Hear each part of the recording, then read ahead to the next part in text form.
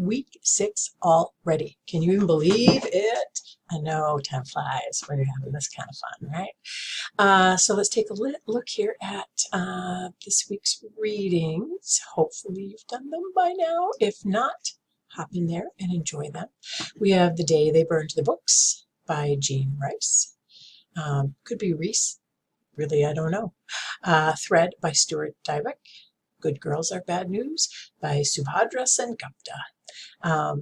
And that last name, that surname of Sengupta, is close to my heart for one of my best friends and roommates during college was a Sengupta. So anyhow, so let's talk a little bit about the idea that outside of doing formal analysis of the stories that you're reading, you can always let them percolate in your brain and ask yourself other questions that might teach you empathy or teach you new ways of thinking about the world. Perhaps it just wakes you up to being more observant about the way certain people act in the world, around you.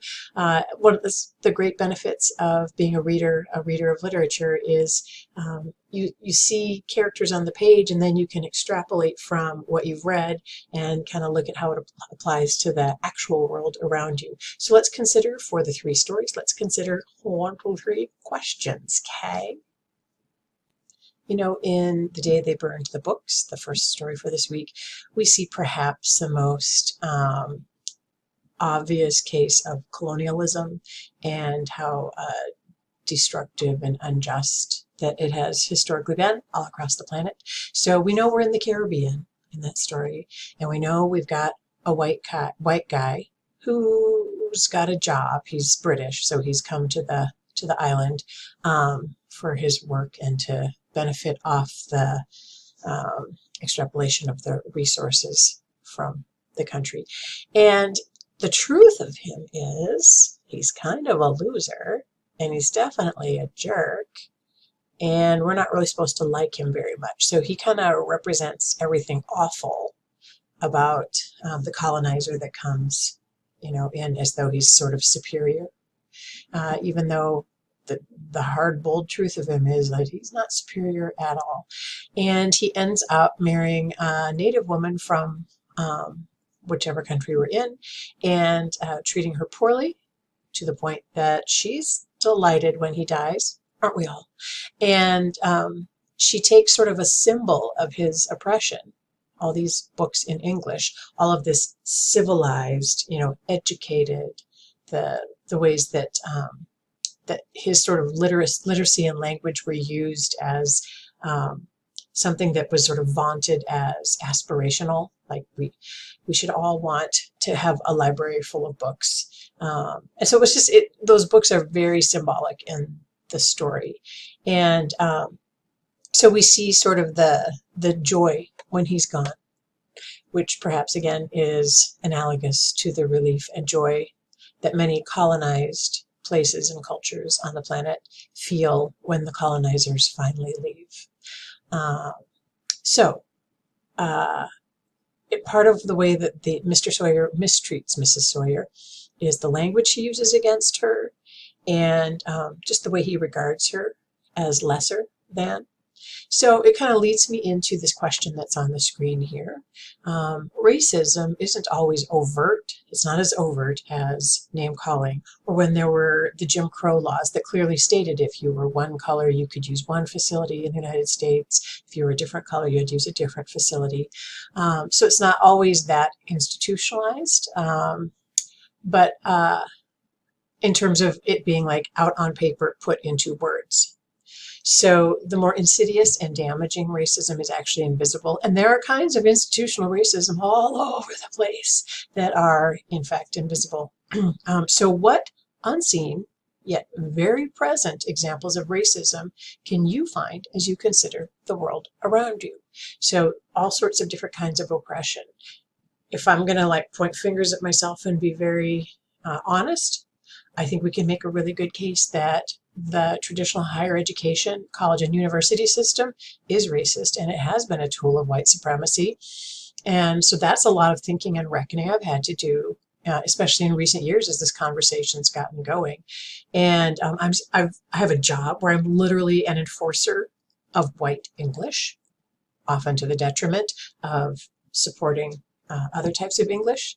So you can look at a variety of different kinds of jobs. You can, if you even look at maternal, like birth rates for, say, Black women in the United States, in terms of like healthy live births, and compare it to other races in the United States, you see that something's going on there in our medical treatment and care. So I hope that reading a story like this launches you into a willingness to consider all the different ways that the invisible kinds of racism are in fact out there, and continuing sources of hurt and oppression.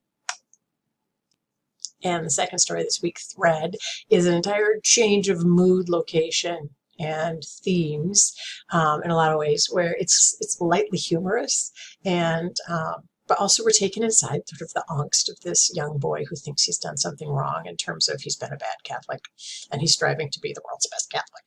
And you can talk about all this stuff in terms of religion or faith, but I think you can look at some larger ways too, where what we have is we've got a kid, and he's representative of many, who's passively accepting something, when in fact were he less innocent, but he could be very questioning of the things he's asked to do, because really, if you drill down really hard on the rituals of religion, a lot of the stories and the traditions, to an objective observer, are ridiculous. Like, what?